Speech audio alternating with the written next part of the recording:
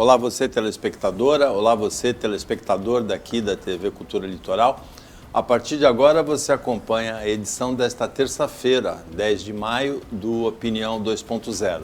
Vai comentar, analisar as notícias com você, o advogado Roberto Mohamed, do time de comentaristas da Cultura Litoral. Nós vamos começar comentando uma notícia que, embora a incidência em relação ao número total de pessoas que podem portar armas seja muito pequena, o número de casos vem se repetindo. Na madrugada de domingo, um fotógrafo policial num show, numa casa noturna em Santos, um show do rapper Matuê, ele puxou uma arma e baleou um caminhoneiro durante uma discussão, uma desavença. Não houve uma tragédia, mas poderia ter havido porque aconteceu um tumulto, né? Ele foi preso em flagrante, esse policial fotógrafo, Mohamed. Boa tarde. Boa tarde, Paulo. Isso, na verdade, é uma resposta a esses idiotas que ficam falando de porte de arma generalizada, essas normas que o Bolsonaro soltou, que estão alimentando de armas as milícias, de uma pessoa poder mais de 40 armas. Isso é uma coisa que não tem cabimento.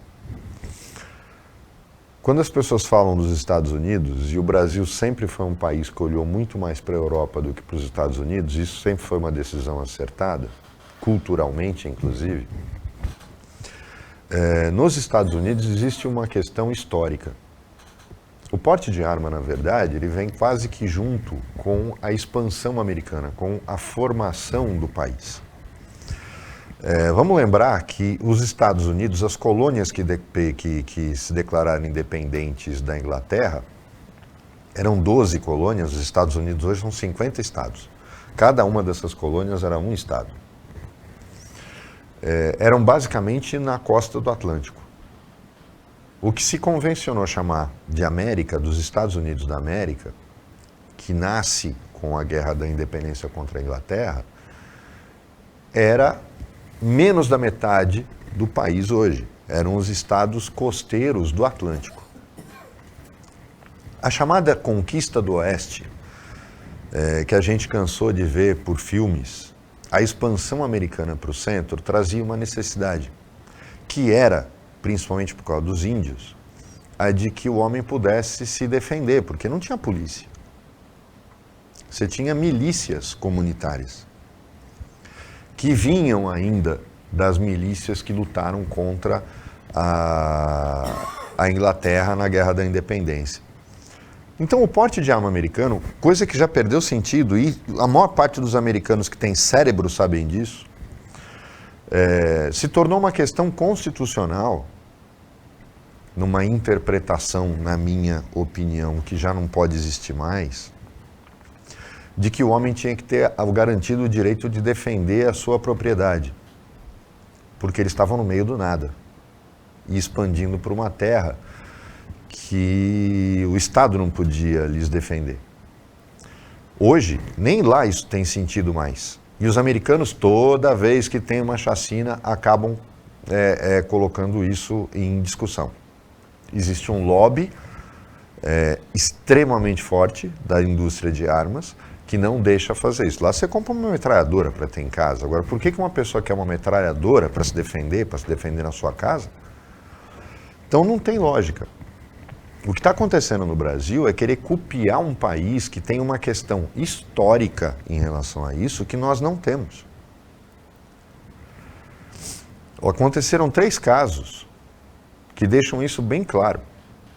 O do bombeiro no Rio de Janeiro, que matou um atendente do McDonald's por causa de um cupom.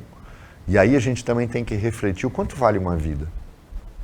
Um cupom de desconto do McDonald's para comprar Mac picanha que não é de picanha. Um bombeiro, que é um cara que é aplaudido em desfiles ou pela população como um cara que salva vidas, entra com uma arma ilegal, porque não era a arma registrada dele. Então esse cara já é mal intencionado. Ele não é bombeiro, ele é bandido. Fardado, mas é bandido. E não está preso, inclusive. Não está preso. Tirar a vida de um atendente por causa de problema no cupom Que sentido tem isso?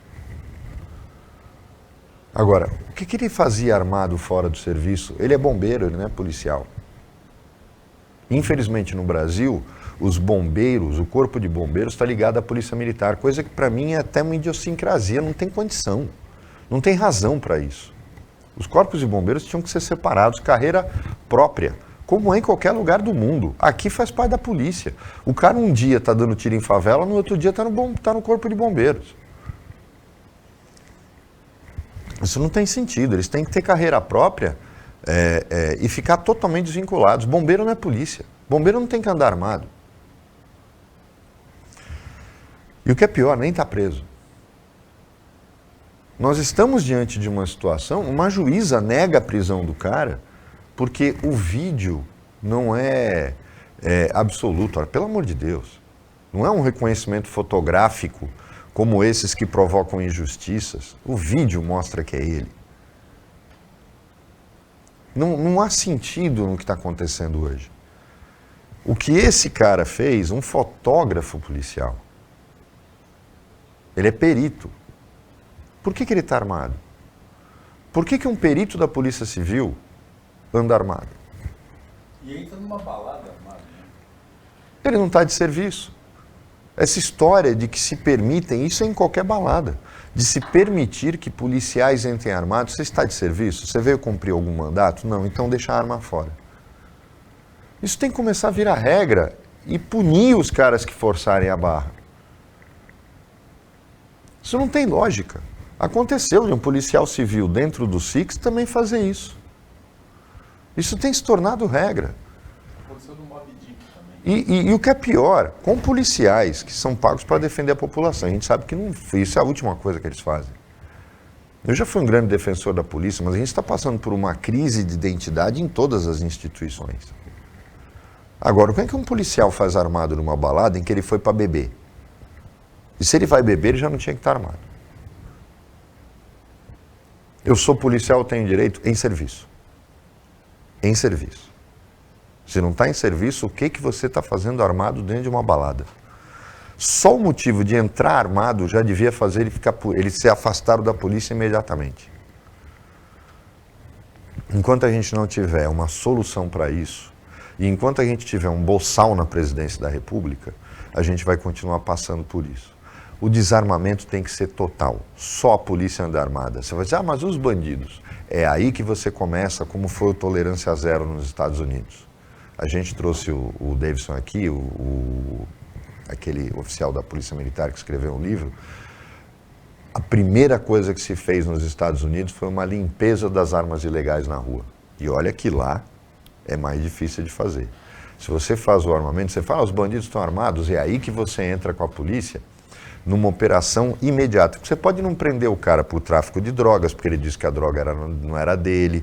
Você pode não conseguir prender o cara por outros crimes, porque o advogado vai arrumar alguma coisa, pelo porte você faz. E é em flagrante. É aí que você começa o Tolerância Zero. Limpa as armas. Você não consegue pelo resto? Pela arma você consegue. Mas para isso você tem que ter um presidente que pense, coisa que não é o que o nosso presidente faz. Só duas correçõezinhas numéricas. Foram 13 colônias e não 12, e o Davidson já escreveu mais de um livro, não é? Sim, eu não estou falando, eu falei o livro que ele fez sobre o Tolerância Zero, Matusalém. Ele escreveu outros também, é um escritor, o Davidson Abreu, que veio aqui mais de uma vez já, né, o policial militar, de escritor. Agora, a gente vive uma situação que é difícil de avaliar qual é a gravidade dela, que é o confronto entre o Executivo, o presidente Jair Bolsonaro, e o Tribunal Superior Eleitoral em torno da lisura das eleições. Mohamed, pode ser de extrema gravidade essa questão, porque o Bolsonaro segue um script, um roteiro, muito parecido com o que foi adotado pelo ex-presidente Donald Trump nos Estados Unidos, questionando a credibilidade das eleições, do sistema eleitoral.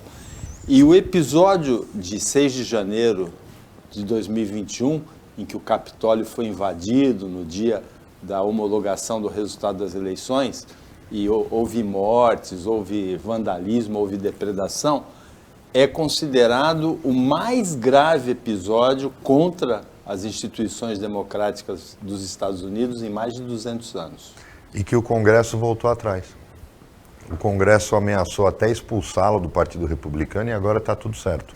E o grande artífice disso foi o Biden, que é um completo insano, como presidente também. Mas é torcer para ele viver até o final do mandato, né? Porque a Kamala Harris é pior ainda, né, do que ele. Basta a gente ver o que está acontecendo na Ucrânia. Ninguém está defendendo a postura russa, mas o Biden encontrou nisso uma forma de agradar a indústria bélica americana, que estava sem o que fazer, porque ele saiu do Afeganistão daquela forma idiota, entregando de volta para o Talibã em 24 horas. Está armando a Ucrânia e transformando numa cabeça de ponte para destruir o poder militar russo, sob essa lenda de que ele está defendendo a soberania de um país que nunca existiu. A Ucrânia tem todo o direito de existir? Tem. Não tinha nada que entrar na OTAN, em primeiro lugar. Segundo, o presidente da Ucrânia é um cara que é um tremendo artista. Eu condeno a invasão russa, não tem dúvida disso. Mas o que os Estados Unidos estão fazendo e pressionando a Europa para isso, para mim é um ato tão claro e transparente de que o que eles querem é se tornar a potência militar única no planeta. E só tem um país que pode mudar esse jogo, que é a China, infelizmente. E os Estados Unidos estão entrando num jogo que eles mesmos estão apostando todas as fichas, mas não sabem se vai dar certo. Mas essa questão do Trump, eu acho, ele é o ídolo do Bolsonaro, mas o Bolsonaro está seguindo um rumo, Paulo, muito parecido com o do Chaves. E é isso que me preocupa mais. Vamos fazer os paralelos. Chaves era um militar, era um coronel. O Bolsonaro um capitão. O Chaves, quando tomou o poder, principalmente depois que ele cai e volta, ele colocou os militares em todos os postos chaves do país. Vamos ver o que o Bolsonaro está fazendo. Aumentou os salários deles. Usando as Forças Armadas para fazer um papel ridículo que não lhes cabe. Nunca lhes coube, mas agora mais do que nunca. As Forças Armadas não são um poder da República. Elas servem e são subordinadas aos 3 poderes da República. Vamos deixar claro que o fato do presidente da República ser o comandante supremo das Forças Armadas não lhe dá o direito de mandar sozinho. As Forças Armadas podem ser acionadas, e é isso que o artigo constitucional diz, e não o que os ignorantes bolsonaristas dizem, a pedido de qualquer um dos 3 poderes, ou seja, o presidente do Senado, que é o presidente do Congresso, pode acionar as Forças Armadas sem consultar o presidente da República, e o presidente do Supremo Tribunal Federal, que é o chefe do Poder Judiciário, pode acionar as Forças Armadas. Por exemplo, quando o Supremo Tribunal Federal, nas eleições, ou o TSE, o TSE pede ao Supremo e o Supremo determina que as Forças Armadas façam a segurança de algum lugar, elas têm que fazer.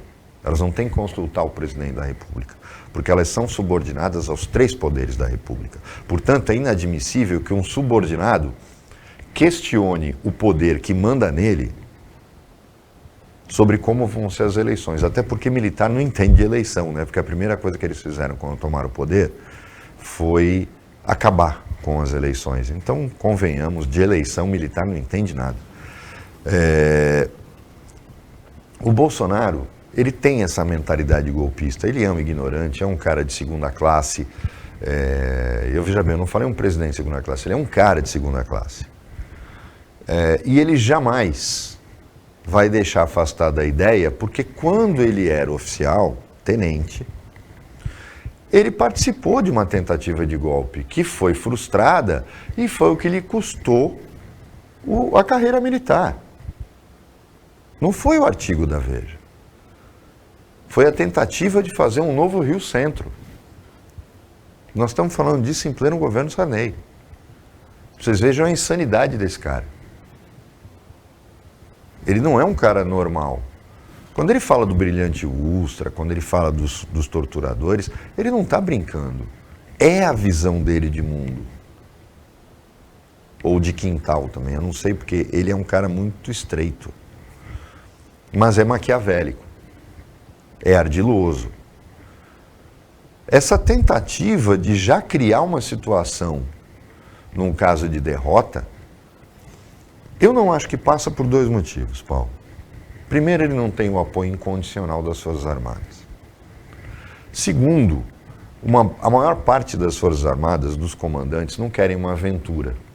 Até porque essa aventura custaria muito caro para o Brasil. Quando a gente fala, esses caras têm saudade dos anos 60.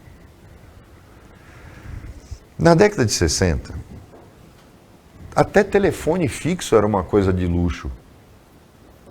A comunicação era completamente diferente. A TV era preto e branco. Nós não tínhamos comunicação suficiente, o mundo não era integrado. Um golpe militar hoje, no Brasil, isolaria o país do mundo. Nós já estamos isolados, porque por conta do Bolsonaro, é pela terceira vez a gente não participa do encontro do G7, que é o encontro do G20, que são os países que são convidados a participar em torno do G7. E nós não somos convidados. Não é porque querem soberania da Amazônia. Soberania nós não temos hoje. Madeireira ilegal é que manda. Mineradora ilegal é que manda. E vocês vão dizer que nós temos soberania sobre a Amazônia? Não, os bandidos têm. Quando nós hoje falamos de ser pária mundial, nós já estamos sendo por um presidente completamente controlado. E aí a gente tem um grave problema. E é o grande problema dele, para conseguir fazer aquilo que ele gostaria. Um golpe hoje isolaria o Brasil no mundo, Paulo. Economicamente, o Brasil morreria. Não seria como 64, em que havia uma esquadra americana para dar apoio. Isso não ia acontecer hoje. O mundo hoje não aceita mais isso.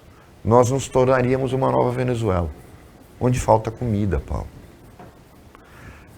E quando eu dizia que o Brasil é muito maior que a Venezuela e as nossas instituições são sérias, é justamente isso que vai impedir que ele faça isso. Porque é o seguinte, esses bolsonaristas, a grande maioria que vai para a rua, que são ignorantes, que são valentes na rede social, são valentes só na rede social. Na hora que tiver que dar um golpe, vão estar em casa guardadinhos, com grade na janela e o carrinho blindado na garagem. Pode ter certeza.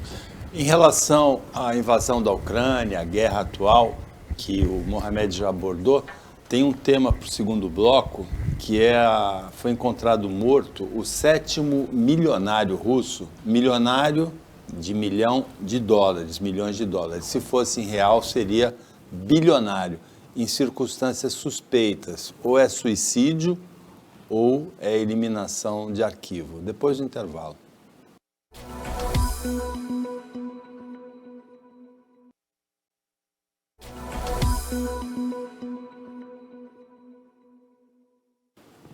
Voltando com a Opinião 2.0, no primeiro bloco, o Roberto Mohamed, que é o comentarista nesta terça-feira, abordou assim, superficialmente a questão da guerra da Ucrânia num outro assunto, que era das urnas eletrônicas, o TSE, o confronto com o Bolsonaro no Brasil. Mas tem um assunto, assim, tem uma pauta que foi levantada pelo jornal francês Le Figaro, que é a coincidência de 7 milionários em dólares, bilionários em reais russos, coisa de fortunas de centenas de milhões de dólares, na maioria dos casos, terem sido encontrados mortos, 7 deles, desde o início da guerra da Ucrânia, que não tem 3 meses. O último foi encontrado essa semana. Todos eles em circunstâncias misteriosas. As duas hipóteses principais, Mohamed, são suicídio, que pode ser forjado, né? E eliminação de arquivo pelo presidente Vladimir Putin. O que foi encontrado nessa última semana é muito estranho. Ele teria ido fazer um tratamento com um xamã para curar ressaca, em que é feita uma incisão na pele e inoculado veneno de sapo. Acontece o seguinte, vou falar uma coisa aqui que as pessoas podem achar que é devaneio, mas... Teoria da conspiração? Não é. Talvez tenha um pouco. A gente não pode esquecer qual é a escola do Putin, a KGB. O Putin Serviço chega ao poder, soviético, ele né? consolida o poder com o apoio desses milionários russos, que surgiram na época do Boris Yeltsin, quando a União Soviética se esfacelou. Era um grande acordo entre eles. Ele deixaria eles trabalharem, continuarem bilionários, e eles o sustentariam no poder. Mas o Putin consolida o poder dele seguindo as regras da antiga KGB. E como ocorre isso? Tanto que a KGB é especialista em forjar suicídio. As técnicas sempre foram muito diferentes da CIA. A CIA partia para o assassinato mesmo, enquanto que a KGB simulava, principalmente suicídio. Eu não duvidaria de que houve pressão, e era nisso que os Estados Unidos apostavam, houve pressão desses bilionários pelo fim da guerra, ou para tirar o Putin do poder. Ele tem controle total sobre tudo o que acontece em relação à Rússia, e ele reagiu. E isso é um exemplo, na verdade, do seguinte: não tentem ciscar, porque eu apago vocês.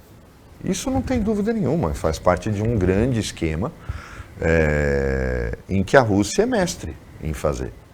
Então podem ter certeza de que a possibilidade, isso não é queima de arquivo, é recado dado a quem tentar se colocar contra Putin no poder. É simplesmente isso.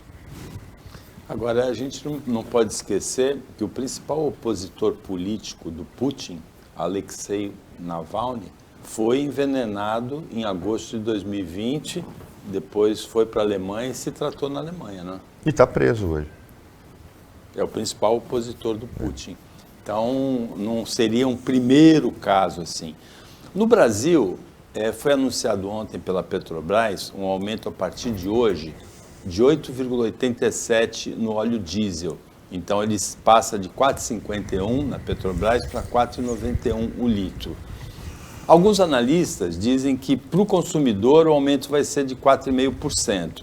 Mas, Mohamed, é difícil de acreditar nisso, não é? Que seja só de 4,5%, se é de quase 9% o aumento no preço da Petrobras. Agora, em 12 meses, ainda sem esse aumento, a majoração do preço do diesel já atinge 49% em 12 meses. Paulo, a gente precisa fazer, eu vou ser obrigada a usar um tempo para explicar para as pessoas poderem entender por que existe até uma coisa em relação a toda a imprensa que só fala bobagem. Na Bandeirantes, no Canal Livre, entrevistaram o Ciro Gomes ontem, e eu nunca vi tanta bobagem daquele cara de cabelo branco curtinho, eu não lembro o nome dele, que estava sentado do lado do Ciro, que só falou besteira. E é um cara antigo do jornalismo da Bandeirantes, mas a gente vê o quanto as pessoas ficam comprometidas, e vou explicar por quê. O Bolsonaro fica fazendo bravata de que ele está acabando com a Globo, acaba com a imprensa grande, que ele está rompendo o monopólio, isso é tudo mentira. A grande financiadora da mídia hoje é a Petrobras. Por isso a imprensa toda cutuca, mas não cutuca muito. Essa é a verdade. É através da Petrobras que o Bolsonaro mantém tudo como está. Então, você, Bolsonaro, que fica postando foto, dizendo que a mamata está acabando e tal, você é um idiota, porque, na verdade, a mamata continua, só que hoje é através da própria Petrobras. As pessoas confundem essa questão de atrelar o preço, os custos da Petrobras aos preços internacionais, como lei. Não tem nada a ver com a lei das SAs. Isso foi uma decisão de diretoria. E uma decisão de diretoria tomada no governo Temer, não foi no governo Lula, nem no governo Dilma, por conta da perda de valor das ações, e não foi perda de lucratividade.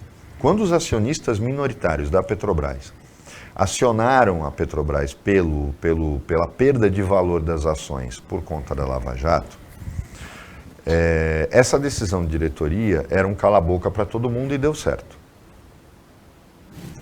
Só que isso é uma grande farsa. Petrobras hoje, para quem não sabe, é a petrolífera mais lucrativa do mundo, em percentual.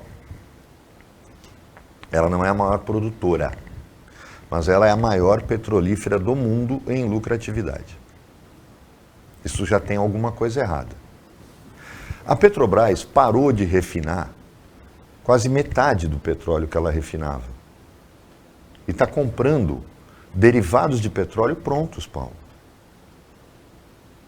Ou seja, nós enterramos dinheiro em Abreu Lima, aquela refinaria em Pernambuco, que não está pronta até hoje. Foi a grande roubalheira.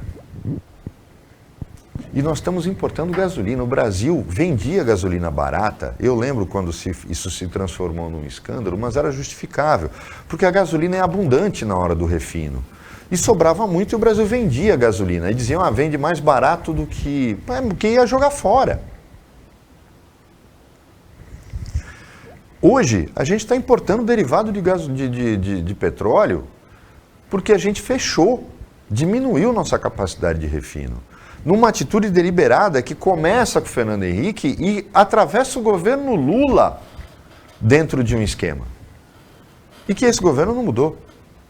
Eu, quando vejo cartaz da FUP, que é a Federação da Unidade de Petroleiros, da CUT, a Petrobras é nossa, não a privatização. Como nossa? Como nossa? A Petrobras é tudo, menos nossa. Além de tudo que tem se falado, nós falamos várias vezes aqui, com o lucro que o governo recebe, os dividendos que o governo recebe das ações da Petrobras, ele poderia fazer um colchão que amortecesse a lucratividade, essa perda de lucratividade e baixar o preço dos combustíveis. Mas existe uma mentira atrás disso tudo. O Brasil importa petróleo para fazer blend, porque o nosso petróleo não é de boa qualidade. Na verdade, ele é muito grosso, não é questão de qualidade. Para alguns derivados ele até é melhor que os outros, mas para combustível não. O Brasil tem que importar esse óleo fino para misturar com o nosso petróleo na hora do refino. É por isso que as nossas refinarias são tão eficientes. Isso não chega a 30%. Eu acredito que está entre 20% e 30%. Nós vamos considerar 30%. Ou seja, 30% do custo dos nossos derivados de petróleo é calculado em dólar. O Brasil compra no exterior. Mas 70% os custos são em reais, porque é o petróleo que é produzido no Brasil. Façam as contas comigo. Por que eu pego 100%? O que é essa paridade? Se o Brasil só importa 30% da capacidade total dele de refino, para poder misturar e fazer o combustível pronto, os derivados de petróleo, gasolina, diesel, querosene de aviação, nafta.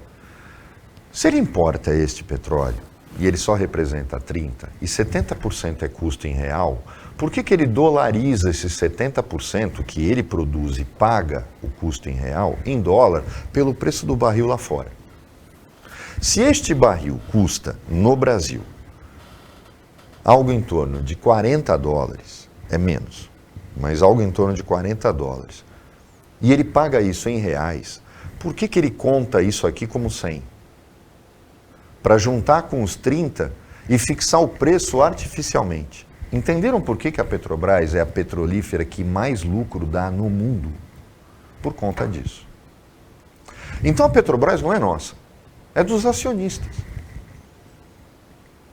Mas é o governo que manda nele, porque os acionistas têm 60% do valor das ações, do número das ações da Petrobras, mas são ações sem direito a voto. O governo brasileiro tem mais de 60% das ações com direito a voto. 52%. O Brasil cria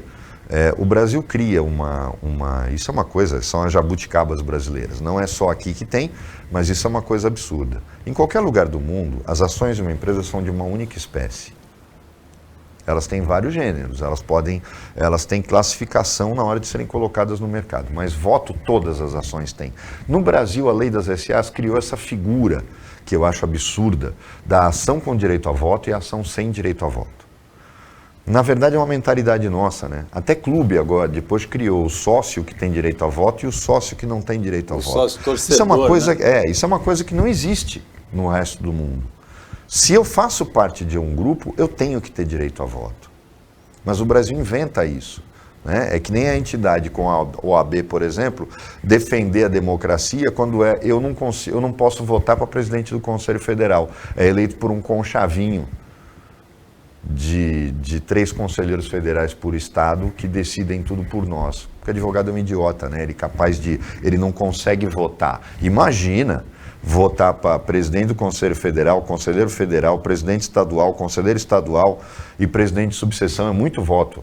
O povo consegue votar para deputado estadual, deputado federal, senador, mas advogado não, tem problema. Eu nunca entendi essa explicação, mas o Brasil é o país dos paradoxos. O que a gente quer é que se faça uma regra de custo na Petrobras justa e nenhum acionista estrangeiro vai poder se sentir prejudicado. Porque se a lucratividade da Petrobras cair pela metade, vejam bem o que eu estou falando, podem conferir os números. Se ela cair pela metade, ela está na média das petrolíferas americanas. Vou repetir. Se o lucro da Petrobras, ou seja, aquele que distribui dividendos, cair pela metade, está na média das petrolíferas americanas. Está na média da Exxon, está na média da Shell, está na média da Brit, está na média das petrolíferas americanas e europeias. Então, qual o problema de se fazer isso? Eu fixo o valor do custo do derivado de petróleo, primeiro, reiniciando e retornando a capacidade plena de refino. Eu vou até gerar emprego, Paulo. Voltando a fazer o refino na sua totalidade. O Brasil hoje pode, assim, conseguir voltar ao seu nível de refino. Ele já para de importar derivado. Segundo, 30% do custo é indexado em dólar e preços internacionais. 70% do custo dentro do que a gente considera um lucro razoável, que é algo em torno de 15%, 20%. Que é o lucro da Shell, por exemplo. Se você faz isso, Paulo, para você ter uma ideia, fizeram um estudo em São Paulo, o diesel cairia para R$4. Na bomba. Na bomba. Na bomba. E eu não estou sendo autoritário, eu não estou cometendo ilegalidade, eu não estou prejudicando o acionista minoritário e estou mantendo a Petrobras na média da lucratividade das 7 irmãs. Por que a gente não faz isso? Por que essa mentira de ficar trocando o presidente da Petrobras toda hora e dizer que não consegue mexer com o leão? O Brasil é acionista majoritário. Ao contrário do que disse o tal Zé Mané da Band, no Canal Livre, a lei das SAs não tem nada, muito pelo contrário, a lei das SAs diz que o governo pode, porque ele é o acionista controlador da Petrobras. E desde que a decisão dele não traga prejuízo ao acionista minoritário, não tem problema nenhum. Você pode ter uma queda no valor das ações da Petrobras momentânea, logo depois ela retorna a um patamar normal, porque ela continua dentro dos padrões internacionais. Por que isso não acontece? A gente tem que perguntar para os bandidos que administram esse país. Voltando, o Opinião 2.0 volta depois do intervalo, que é rapidinho.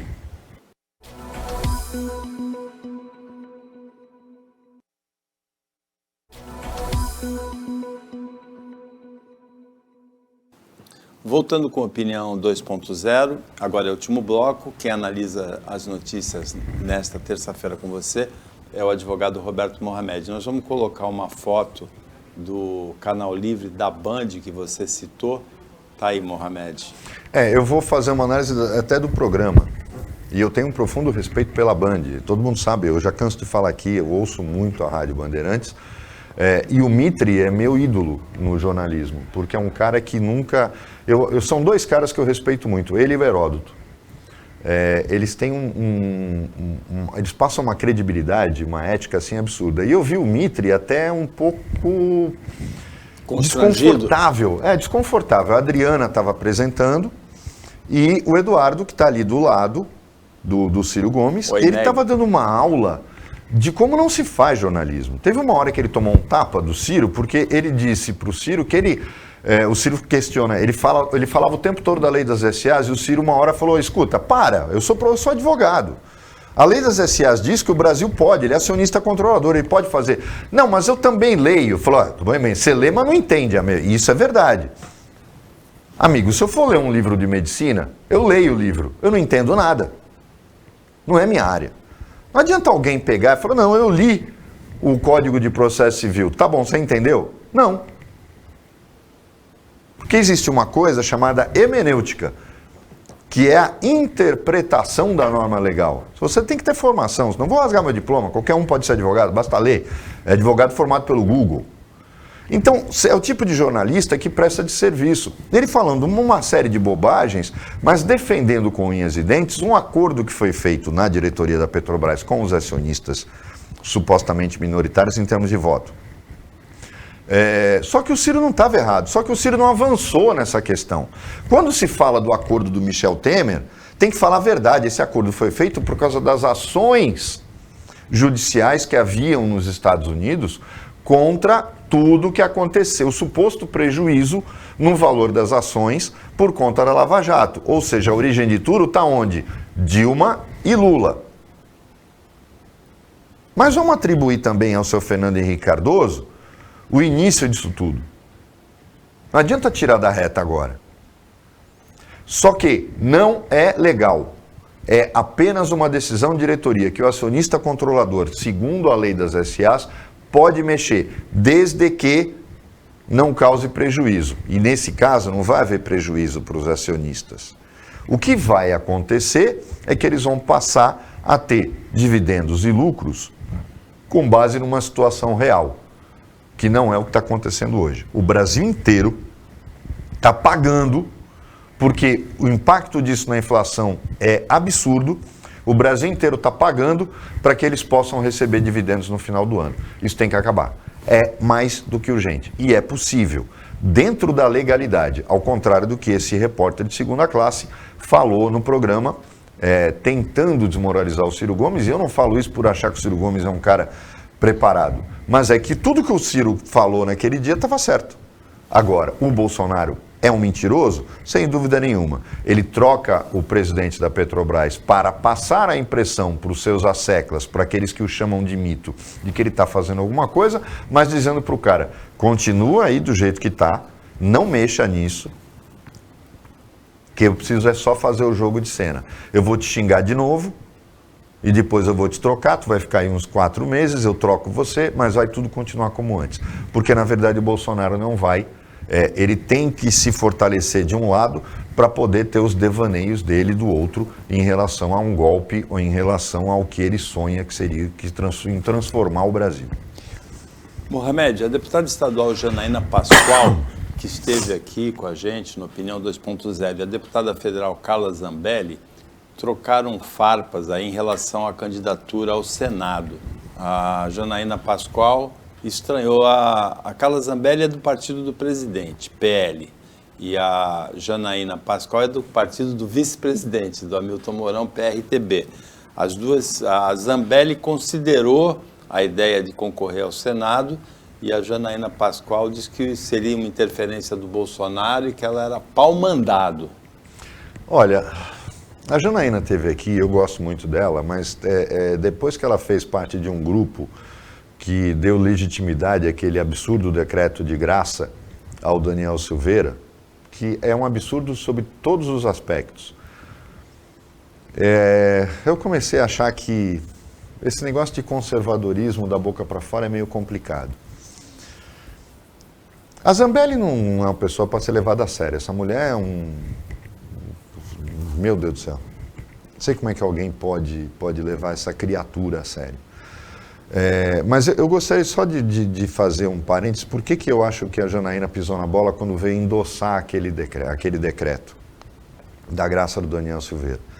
Eu concordo com a decisão do Supremo. Carcou pesado demais. Você solta o Lula e condena o Daniel Silveira a 8 anos. Houve ameaça, mas eu disse aqui, se o Alexandre de Moraes, que tem agido com o fígado, não tivesse feito nada com o Daniel Silveira, ele continuaria sendo um deputadozinho de segunda classe, de baixo clero, e talvez não se reelegesse deputado federal no Rio de Janeiro. Às vezes é preciso ter jogo de cintura. E um juiz tem que ter. Além disso, aquele decreto é absurdo primeiro, porque ele veio antes do trânsito em julgado. Decreto de graça só pode ser dado depois do trânsito em julgado. Porque é quando não... eu não posso usar o último recurso quando eu não usei o penúltimo. É mais ou menos isso.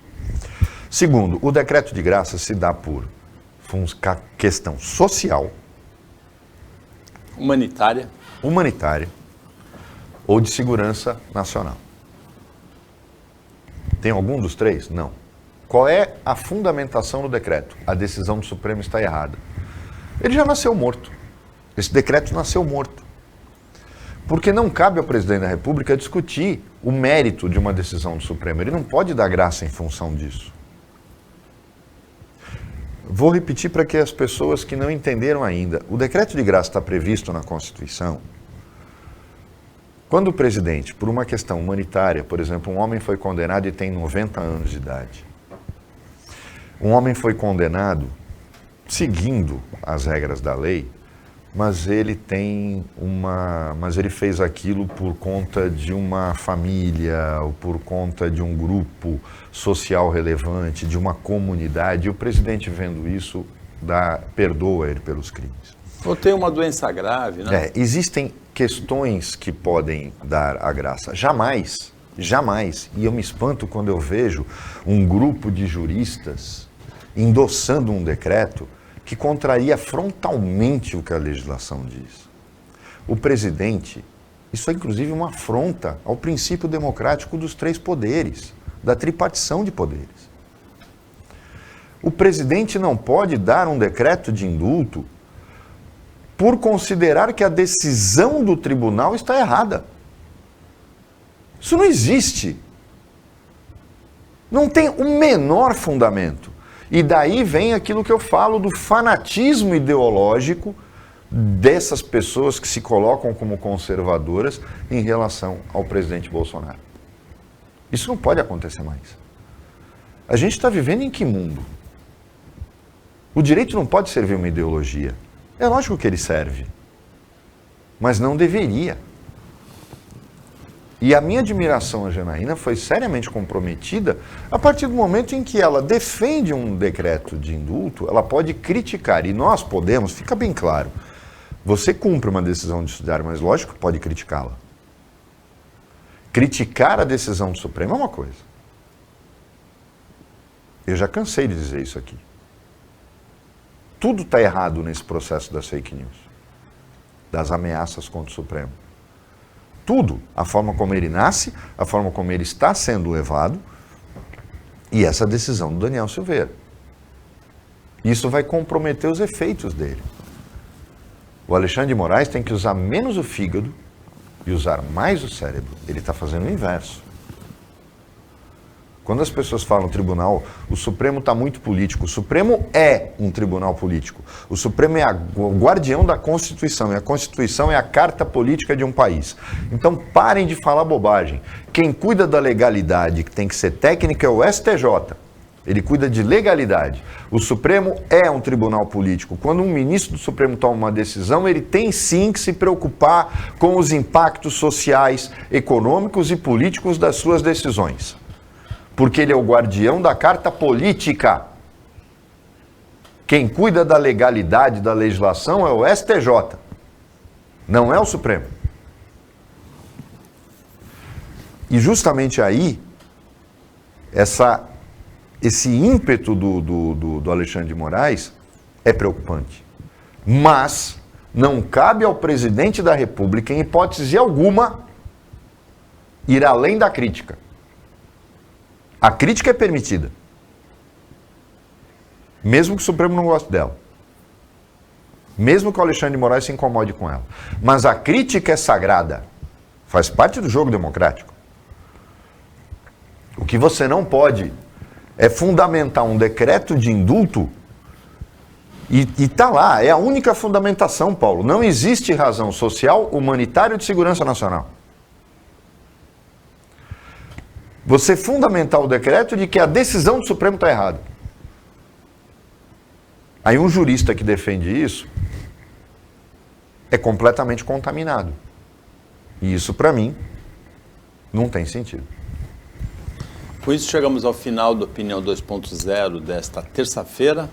Agradecemos a participação do comentarista Roberto Mohamed, advogado, o trabalho da equipe técnica de jornalismo do Sistema Costa Norte e agradecemos a você que acompanhou a gente mais essa edição. Até amanhã, nesse mesmo horário, de 15 para 1 na hora do almoço, 00:30 na reapresentação e uma ótima terça-feira para você que você merece.